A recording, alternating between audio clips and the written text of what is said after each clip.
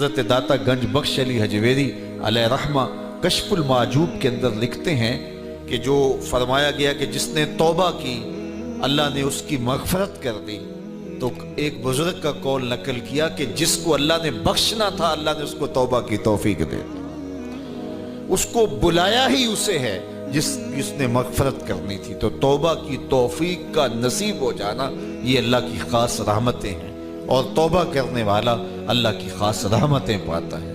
توبہ کرنے والا جب اس کے حضور حاضر ہوتا ہے تو اللہ تعالیٰ اس پہ بہت خوش ہوتا ہے۔ اللہ کے محبوب علیہ السلام نے باقاعدہ ایک مثال سے یہ حقیقت سمجھائی کہ توبہ کرنے والے کے لیے اللہ کی خوشی کا عالم کیا ہوتا ہے، اللہ کیسے خوش ہوتا ہے توبہ کرنے والے پر۔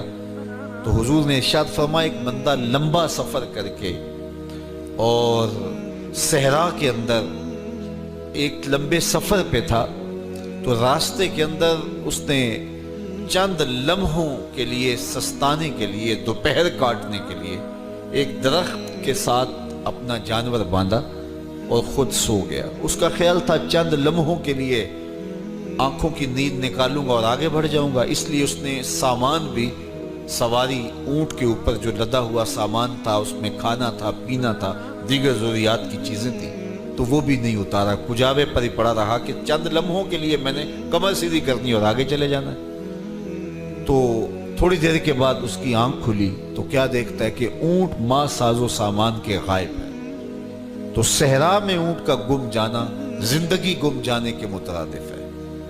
تا حد نظر نہ کوئی آبادی، نہ کوئی انسانی وجود، تو پھر زندگی نہیں موت کے منہ میں اپنے آپ کو دھکیل لینا ہے جنگل میں اگر آپ کے پاس کچھ باقی نہیں بچتا ہے۔ تو اس نے دیکھا کہ سواری غائب ہے، تو سواری غائب ہے تو اس کے اوپر جو سامان تھا وہ بھی غائب ہے، تو وہ دائیں بائیں بھاگا دوڑا اس خیال سے کہ میں جو ہے وہ اپنی سواری کو تلاش کر لوں، لیکن سواری نہیں مل پائی۔ تو پھر وہ دوبارہ آیا اور اسی جگہ بیٹھ گیا، اب موت کا انتظار کرنے لگا۔ چونکہ صحرا میں سواری گم گئی اور میلوں تک انسانی آبادی ہی نہیں ہے، تو وہیں پیاس سے ہلکان ہوا، بے چین ہوا، وہاں درخت کے ساتھ ٹیک لگا کے موت کا منتظر ہو کے بیٹھ جاتا ہے، اور یوں بیٹھے بیٹھے اس کی آنکھ لگ جاتی ہے۔ اچانک اس کی آنکھ کھلتی ہے تو کیا دیکھتا ہے کہ اونٹ ماں ساز و سامان کے پاس کھڑا ہے۔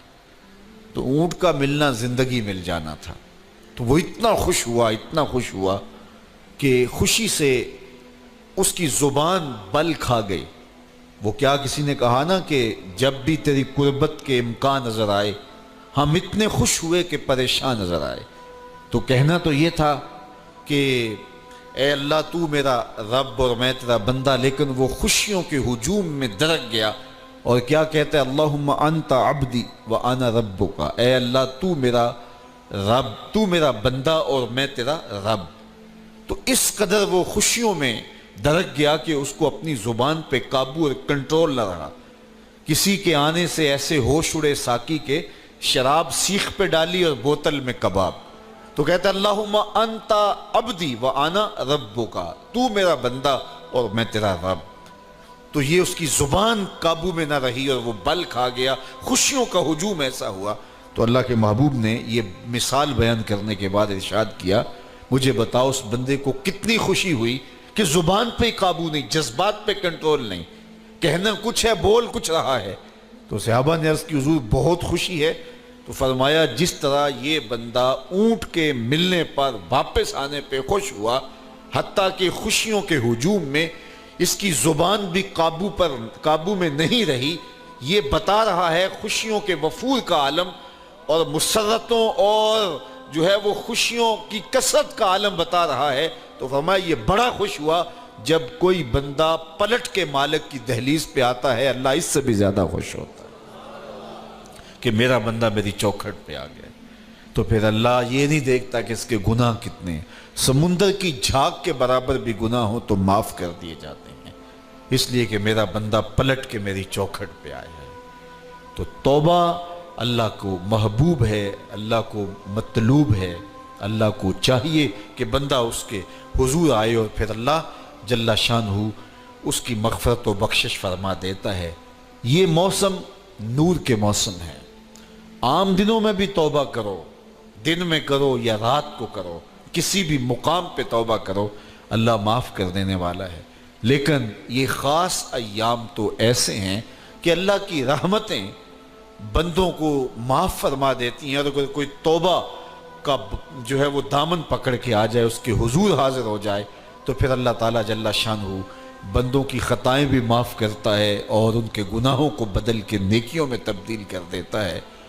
خوش نصیب ہیں وہ لوگ جو ان بابرکت ایام میں اپنی بخشش کا سامان کر لیتے ہیں، اور ان سے بڑا بدبخت بھی کوئی نہیں جو ان سہانے موسموں میں بھی پیاسے رہتے ہیں اور ان موسموں میں بھی ان کی بخشش و مغفرت نہیں ہو پاتی۔ رت سہانی ہو، موسم اچھا ہو، تو مجھے بتاؤ کہ جو اس موسم میں بھی اپنے آپ کو محروم رکھے تو اس سے بڑی بد نصیبی کیا ہوگی۔ اللہ کے محبوب علیہ السلام نے منبر کی تینوں سیڑھیوں پہ قدم رکھتے ہوئے آمین آمین پکارا، تو حضور علیہ السلام سے عرض کیا گیا، یا رسول اللہ صلی اللہ علیہ وسلم، ہر سیڑھی پہ قدم رکھتے ہوئے آپ نے آمین کہا، تو آپ نے کس بات پہ آمین کہا؟ فرمایا جبریل امین حاضر خدمت ہوئے اور انہوں نے کہا اس شخص کی ناک خاک آلود ہو جو ماہ صیام رمضان المبارک کو پائے اور اپنی بخشش نہ کروا سکے۔ تو میں نے اس پہ آمین کہا کہ اتنا مقدس مہینہ نصیب ہو، اتنا سہانا موسم آئے، اور وہ پھر جہاں کھڑا تھا وہی کا وہی کھڑا رہے۔ میں اور آپ اپنا محاسبہ کر سکتے ہیں۔ موسم رحمت اور فصل نور رمضان المبارک اپنا آدھا سفر طے کر چکا ہے، یہ مبارک مہینہ آدھا سفر اس کا بھی باقی ہے۔ تو میں اور آپ ذرا اپنے آپ کو اپنے ضمیر کی عدالت میں کھڑا کر کے اپنے آپ کو دیکھ کر کے دیکھیں، سوچیں کہ ہم نے ان 15 دنوں کے اندر کتنا سفر طے کیا۔ 29-30 شعبان کو ہم جہاں کھڑے تھے، کیا ہم آج بھی وہیں کھڑے ہیں یا ہمارا کچھ سفر بہتری کا ہوا ہے؟ اور اگر ہم وہیں کے وہیں کھڑے ہیں تو پھر ابھی وقت ہے، ہم بقیہ 15 دنوں میں اللہ کی رضا جوئی کے لیے کوشاں ہو جائیں، ورنہ کتنی بڑی وعید ہے۔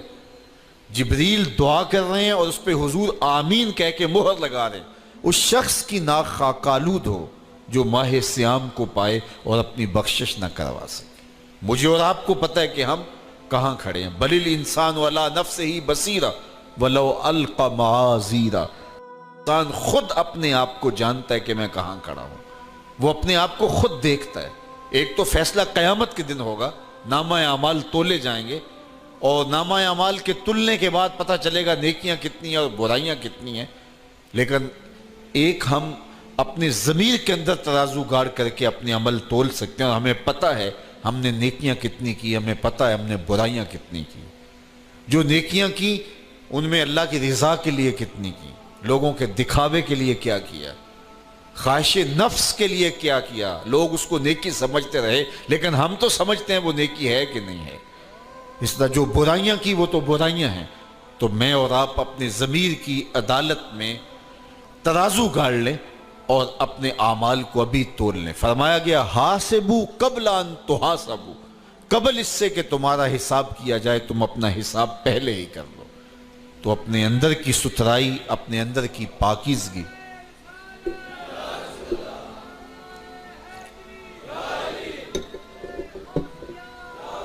تو اپنے اندر کی پاکیزگی اور اپنے اندر کی طہارت کے لیے مجھے اور آپ کو کوشاں ہو جانا چاہیے، اور اس کے لیے ہمیں ابھی اپنا محاسبہ کرنا ہوگا کہ ہم کس جگہ پہ کھڑے ہیں۔ حاسبو قبل ان تحاسبو، وہ کبھی آپ نے دیکھا ہو کہ جب لوگ عمرہ سے واپس پلٹتے ہیں یا حج سے واپس آتے ہیں تو ہر بندہ اپنا سامان باندھ کر کے اس کا وزن کر رہا ہوتا ہے۔ کیوں وزن کر رہے ہو؟ جی ایئرپورٹ پہ پریشانی نہ ہو جائے، جتنا وزن انہوں نے بتایا ہے کہیں اس سے زیادہ نہ ہو جائے اور وہاں مسئلہ نہ بن جائے، تو پہلے ہی اپنا وزن کر لیتے ہیں کہ وہاں پریشانی نہ ہو۔ اور اگر وہاں پریشانی ہو بھی جائے تو اس کے کئی حل بھی موجود ہیں، لیکن پھر بھی ہم کہتے ہیں کہ معمولی پریشانی سے بھی بچنے کے لیے اپنا وزن پہلے ہی ہوٹل میں وہاں کر لیتے ہیں کہ ایئرپورٹ پہ پریشانی نہ بنے۔ تو فرمایا گیا حاسبو قبل ان تحاسبو، دنیا میں اپنا حساب لگا لو، اپنا وزن کر لو، کہیں ایسا نہ ہو قبر میں پریشانی نہ بن جائے، کہیں ایسا نہ ہو کہ حشر میں پریشانی نہ بن جائے، میزان پہ جب عمل تلنے لگے تو پر تمہاری پریشانی نہ بن جائے۔ اس لیے اپنے اعمال کو دیکھ لو، تمہیں اچھی طرح معلوم ہے کہ تم کس جگہ پہ کھڑے ہو۔ بل الانسان علی نفسہ بصیرہ، انسان اپنے آپ کو خود دیکھتا ہے، اسے پتہ ہے کہ میں کہاں کھڑا ہوں اور میری کیفیت اور میرا باطن اور میرا انداز حیات کیا ہے۔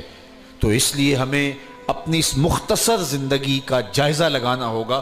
ابھی 15 دن رمضان المبارک کے گزرے تو ہم دیکھیں ان ایام کے اندر ہم نے اپنا وقت کیسے گزارا۔